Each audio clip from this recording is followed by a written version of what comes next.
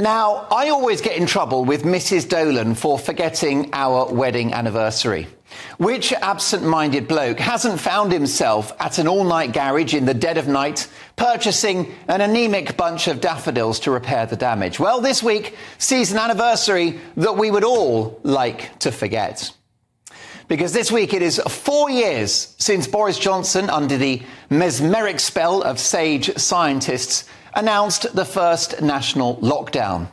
The UK actually had a pandemic plan in place, which we swiftly discarded and instead followed the lead, quite amazingly, of the Chinese Communist Party by locking people in their homes.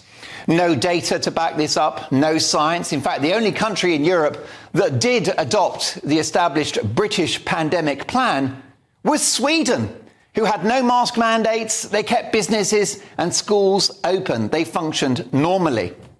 And of course, they suffered a fraction of the health, economic and societal damage. And would you believe it? They boast the lowest excess deaths in Europe from 2020 to 2023, even beating their Scandinavian neighbours.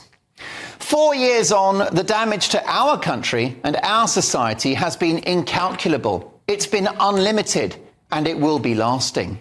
This wild experiment of locking people up in their homes but letting everyone go to Tesco for an hour a day, make it make sense, has destroyed our economy, closed once viable businesses, left us with £2.6 trillion worth of debt, a mental health tsunami, an NHS waiting list of almost 8 million people, an angrier, more divided society, an epidemic of worklessness, and a generation of damaged kids. And what for? What for? A nasty new virus, yes, which took too many from us, but which was described by Sweden's chief medic as the most age-specific virus he'd ever seen.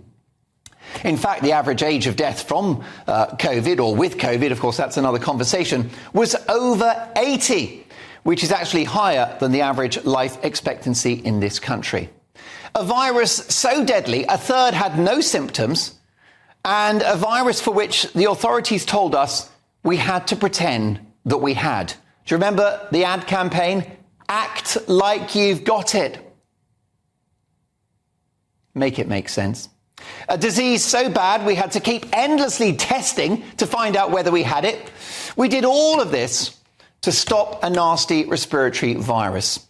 Given that they spent decades trying to find a cure for the common cold, this move was optimistic, to say the least, if not misguided and frankly insane. How unfortunate that this madness was authorised and administered by top government scientists. Remember that expression, follow the science? Well, just the word science now is something that many people hold in contempt, given what was done in its name over 3 dreadful years. And as far as I'm concerned, expert is now a 4-letter word. There were a few voices of dissent, some brave and brilliant journalists, around 100 heroic Tory MPs who voted against the second and third lockdowns. A few scientists spoke out, the ones that weren't censored, labelled granny killers or given the sack. And even I tried to do my bit on my little drive time show on Talk Radio, in which I spent months warning about the economic and societal damage of lockdowns. Now, I famously chopped up a mask live on air, which led to a viral video watched by tens of millions of people and reported on around the world. Here is the moment. If you want to save lives and get the country back on track, the only option is to get back to normal. And the first step to achieving that is to get rid of these wretched, god-awful, damned, blinking, uncomfortable, scientifically empty, useless masks. I've never been one to sit on the fence. Given that the COVID inquiry this week heard that those filthy, environmentally catastrophic face rags had, and I quote, a near non-existent benefit, then my little on-air rant appears to have aged better than Sophia Loren. There really is no end to this. The Nightingale hospitals, remember them? Well, they cost millions, but they stayed empty, serving as monuments to an utterly failed policy. 34 billion, that's right, 34 billion on the pathetic test and trace system that tracked us like something out of 1984. The madness continued, unchecked, unabated for years.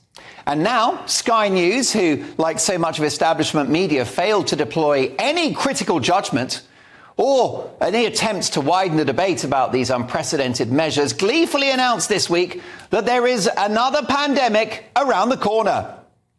Hooray! We can look forward to that. Well, next time that happens, you know where you can stick your masks and your lockdowns. But just to be on the safe side, I've kept the scissors.